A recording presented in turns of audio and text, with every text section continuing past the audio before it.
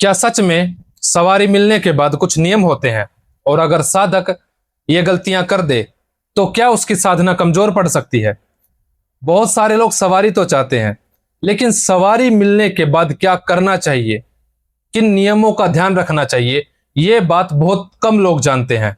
और अगर आपको सवारी प्राप्त हो चुकी है तो ये वीडियो आपके लिए सिर्फ जानकारी नहीं, सुरक्षा कवच है। सवारी प्राप्त करना बहुत कठिन है, लेकिन उसको संभालना उससे भी 1000 गुना ज्यादा कठिन होता है।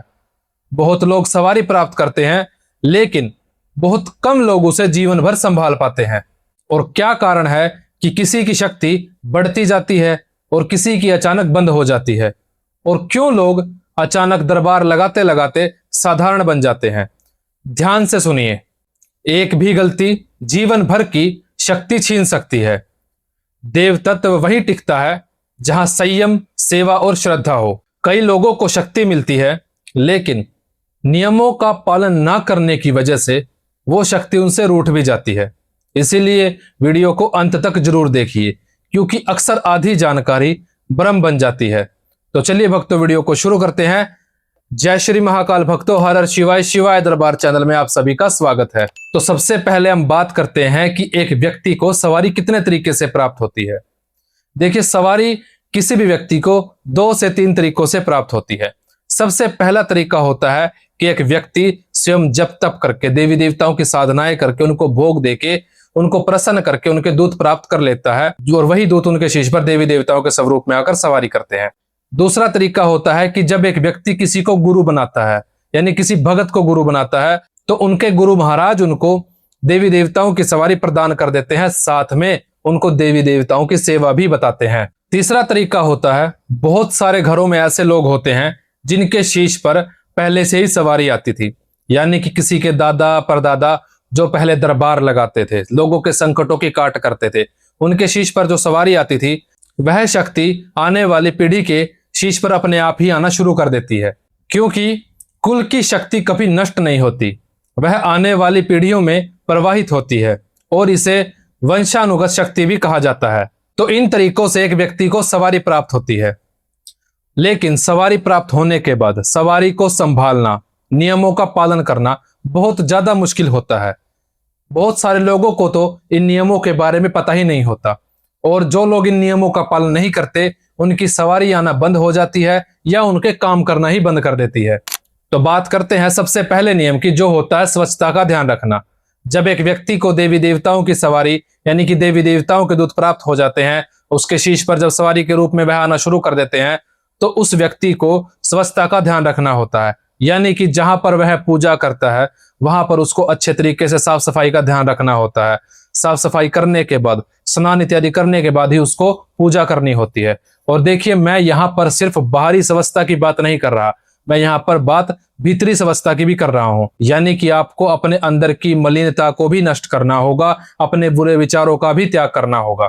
शुद्ध देह, शुद्ध स्थान और शुद्ध मन, तभी दिव्य शक्ति स्थिर होती है। जहां मैल मन का होता है, वहां देव तत्व कभी नहीं ठहरता।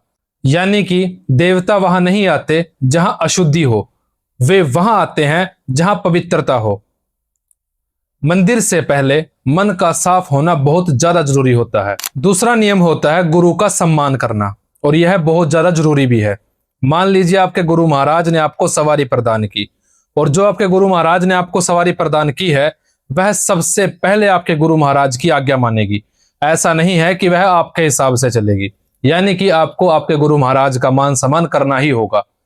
बहुत सारे ऐसे लोग होते हैं जो अपने गुरु महाराज से सवारी तो ले लेते हैं और बाद में उनको पूछते तक नहीं है। वैसे तो आप अपने गुरु महाराज का मान सम्मान कभी भी कर सकते हैं, लेकिन जो सबसे ज्यादा जरूरी होता है वह होता है होली, दीपावली और गुरु पूर्णिमा के दिन। आप इन दिनों पर अपने गुरु महाराज को वस्त्र दे सकते हैं, फल दे सकते हैं, मिठाइयां दे सकते हैं, और अपनी सामर्थ्य के अनुसार आप उनको दक्षिणा भी दे सकते हैं। लेकिन अगर आप अपने गुरु महाराज का मान सम्मान नहीं करते, तो जो आपके गुरु महाराज ने आपको सवारी दी है, या तो वह सवारी आना ही बंद कर देगी या आपके काम करना बंद कर देगी। तीसरा नियम होता है ब्रह्मचर्य का पालन करना। अगर आप भगत बनना चाहते हैं, जिस लेवल पर आप जाना चाहते हैं, उस लेवल तक जाने के लिए आपको ब्रह्मचर्य का पालन करना ही होगा।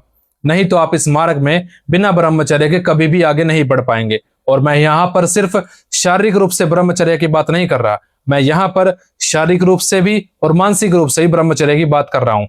ऐसा नहीं है कि अगर आप सिर्फ शारीरिक रूप से ब्रह्मचर्य का पालन करेंगे तो आपका काम चल जाएगा। और जो लोग शादीशुदा होते हैं उनको भी ब्रह्मचर्य का पालन करना होता है। अब देखिए, यह चीज आप स्वयं देख लीजिए कि आपके देवी देवताओं का दिन क्या होता है। आपको उनके दिन के अनुसार तो ब्रह्मचर्य का पालन करना ही पड़ेगा। साथ में जब भी आप 11 दिन की, 21 दिन की, 41 दिन की साधना करेंगे उस समय पर भी आपको ब्रह्मचर्य का पालन करना है। चौथा नियम होता है भोग। और एक चीज हमेशा याद रखना, देवता सेवा से प्रसन्न होते हैं, उपेक्षा से नहीं। और यह गलती बहुत सारे लोग करते हैं, यानी कि जब लोगों को देवी देवताओं की सवारी प्राप्त नहीं होती तो वह देवी देवताओं की सवारी प्राप्त करने के लिए टाइम पर पूजा करते थे, टाइम पर उनको भोग देते थे। लेकिन जैसे ही किसी व्यक्ति को देवी देवताओं की सवारी प्राप्त हो जाती है तो वह देवी देवताओं को भोग देना ही बंद कर देते हैं। देखिए, अगर आप ये गलती कर रहे हैं तो आज से ही इस गलती को करना बंद कर दीजिए, क्योंकि जितनी ज्यादा सेवा, जितना ज्यादा जब तक आप पहले सवारी प्राप्त करने के लिए करते थे, उससे कहीं ज्यादा अधिक आपको सेवा जब तक सवारी प्राप्त होने के बाद करना होता है। टाइम पर देवी देवताओं को भोग देना होता है। अब देखिए, ऐसा जरूरी नहीं है कि आपको कोई बहुत बड़ा भोग अपने देवी देवताओं को देना है। आप अपने देवी देवताओं के दिन के अनुसार हफ्ते में एक बार उनको भोग दे सकते हैं, चाहे आप लौंग बतासे का ही भोग क्यों ना दे, ताकि आपके शीश पर जो सवारी आ रही है वह निरंतर इसी तरीके से आती रहे और आपके सारे काम बनाती रहे।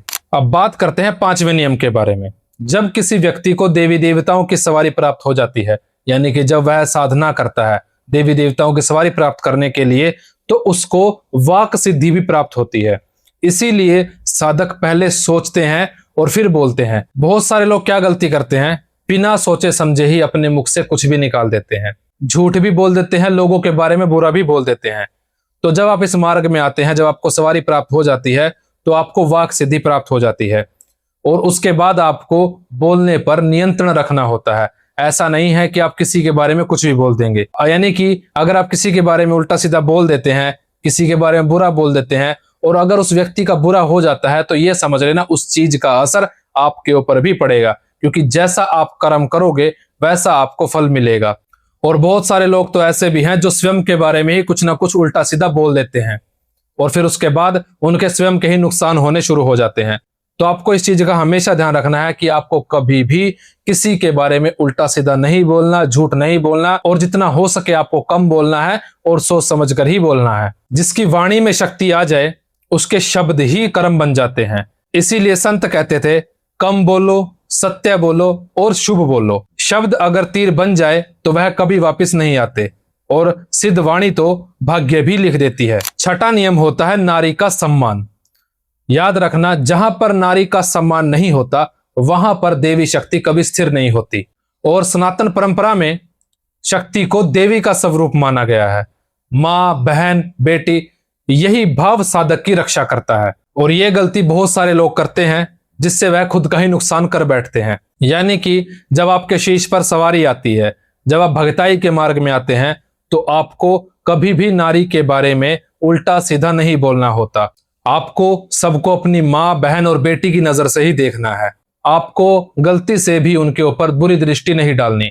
और अगर आप ऐसा करते हैं तो इतना समझ लेना आपका सर्वनाश तय है और इससे आपको कोई भी नहीं बचा पाएगा। 7वां नियम होता है सवारी का सम्मान करना।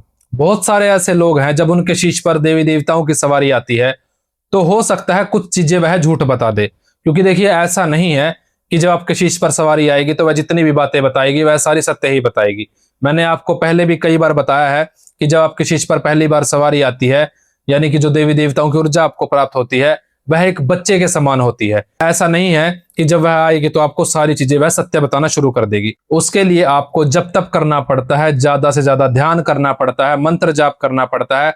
जो आपको सवारी प्राप्त होती है उसकी शक्ति को आपको बढ़ाना होता है। लेकिन जो नए साधक होते हैं, जब उनके शीश पर सवारी आती है और वह सवारी जब कुछ भी झूठ बोल देती है तो उस साधक के जो घर वाले होते हैं वह उस सवारी को उल्टा सीधा बोलना शुरू कर देते हैं, उस सवारी को गालियां देनी शुरू कर देते हैं, क्योंकि उनको लगता है कि यह सवारी अगर झूठ बोल रही है तो यह देवी देवता की नहीं बल्कि किसी भूत प्रेत की सवारी है।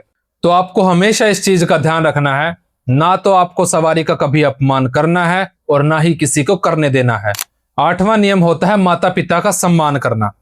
बहुत सारे ऐसे लोग हैं जो देवी देवताओं की पूजा करते हैं लेकिन अपने माता पिता का सम्मान नहीं करते, उनकी सेवा नहीं करते। और एक चीज हमेशा याद रखना, अगर आप अपने माता पिता की सेवा करते हैं, उनका सम्मान करते हैं और अगर वो आपसे प्रसन्न है तो समझ लेना सभी देवी देवता आपसे प्रसन्न है। लेकिन अगर आप अपने माता पिता को उल्टा सीधा बोलते हैं, उनकी सेवा नहीं करते और वो आपसे प्रसन्न नहीं है, तो आप चाहे किसी भी देवी देवता की चाहे दिन रात कितनी ही पूजा क्यों ना कर ले, कितनी ही साधनाएं क्यों ना कर ले, वह आपके किसी भी काम का नहीं है। तो आपको इस चीज का हमेशा ध्यान रखना है कि जब आप भगताई के मार्ग में आते हैं, जब आपको सवारी प्राप्त हो जाती है, तो आपको हमेशा अपने माता पिता का सम्मान करना है। 9वां नियम होता है कुल देवता कुल देवी के स्थान पर जाना।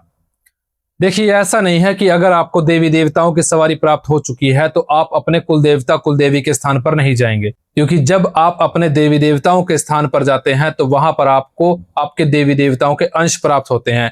जो सवारी आपके शीश पर आती है उसकी शक्ति बढ़ती है। तो देखिए, यह चीज आप स्वयं देख लीजिए कि आप अपने देवी देवताओं के स्थान पर कब जाएंगे और कितने टाइम बाद जाएंगे। अगर आपके बिल्कुल नजदीक है तो आप 1 महीने में भी जा सकते हैं या 6 महीने में भी जा सकते हैं, लेकिन कम से कम आपको 1 साल में 1 बार तो अपने देवी देवताओं के स्थान पर जरूर जाना है, उनको भोग प्रसाद देकर आना है। अब बात करते हैं 10वें नियम के बारे में। अब देखिए, मान लीजिए आपने किसी भी कार्य को पूरा करवाने के लिए अपने देवी देवताओं के सामने अर्जी लगाई। हो सकता है आपने स्वयं के काम के लिए अर्जी लगाई हो या किसी अन्य व्यक्ति के काम के लिए अर्जी लगाई हो। और जब आप देवी देवताओं के सामने किसी भी कार्य को पूरा करवाने के लिए अर्जी लगाते हैं तो आप उनको कुछ ना कुछ देने का वचन करते हैं, जैसे कि भोग प्रसाद या जागरण। और सबसे बड़ी बात यह है, देवी देवताओं ने आपसे कुछ नहीं मांगा, आपने स्वयं उनको कुछ देने का वचन किया है। और जब आपका वह कार्य बन जाता है तो आपको अपने देवी देवताओं को दिया हुआ वचन पूरा करना होता है, चाहे आपने उनको कुछ भी देने का वचन क्यों ना किया हो। बहुत सारे लोग क्या गलती करते हैं, वह सोचते हैं कि मैंने कौन सा मेरे स्वयं के कार्य के लिए अर्जी लगाई थी, मैंने तो किसी और के कार्य के लिए अर्जी लगाई थी और जब उस व्यक्ति ने भोग नहीं दिया तो मैं क्यों दूं। देखिए, अर्जी आपने लगाई है तो जो भी आपने देने का वचन किया है उसकी जिम्मेदारी भी आपकी ही है। कोई और व्यक्ति उसको दे या ना दे, लेकिन आपको वो देना ही पड़ेगा। लेकिन अगर आप ये गलती करते हैं, देवी देवताओं को दिया हुआ वचन तोड़ देते हैं, तो हो सकता है आने वाले समय में जो आपके शीश पर सवारी आ रही है वो आना बंद कर दे या आपके सारे काम करना बंद कर दे। और ये चीज आप हमेशा याद रखना, देवता सौदा नहीं करते लेकिन वचन अवश्य सुनते हैं। इसीलिए परंपरा में कहा गया है कि वचन देवता के सामने पत्थर की लकीर होता है। देखिए, शक्ति मिलना सौभाग्य है, शक्ति संभालना तपस्या है और शक्ति खो देना जीवन की सबसे बड़ी हानि है। तो भक्तों, मैं उम्मीद करता हूं कि जो जानकारी मैंने आपको दी है, यह जानकारी आपको अच्छे तरीके से समझ में आ गई होगी। अगर आपको वीडियो पसंद आई है तो वीडियो को लाइक कर दीजिए, ज्यादा से ज्यादा शेयर कर दीजिए ताकि यह जानकारी सभी लोगों को प्राप्त हो सके। और साथ में मैं कहना चाहूंगा कि अगर आप मेरे चैनल पर पहली बार विजिट कर रहे हैं तो चैनल को सब्सक्राइब करके बेल आइकन जरूर दबाएं ताकि आने वाली सभी वीडियो आपको सबसे पहले प्राप्त हो सके। तो मिलते हैं अब अगली वीडियो में, तब तक के लिए जय श्री महाकाल भक्तों, हर हर शिवाय।